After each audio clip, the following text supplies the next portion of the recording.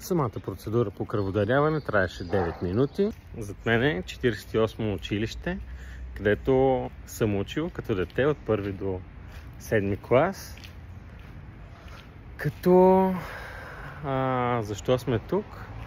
Защото самото училище се намира много близо до центъра по хематология и трансфузиология. По-точно на една и съща улица са. Сме вече в самия център, Национален център за хематология и трансфузиология.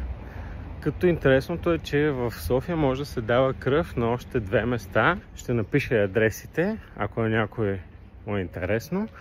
Може би ще ви е интересно също така да разберете, че се полагат и 2 дни платен отпуск. Първият ден е когато дарявате, в самия ден на кръводаряването, а втория ден е вече на следващия ден след самото кръводаряване.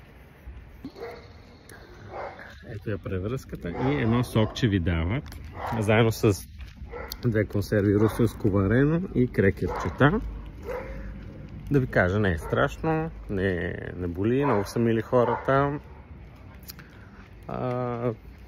Цялото нещо ми отне може би 7-8 минути.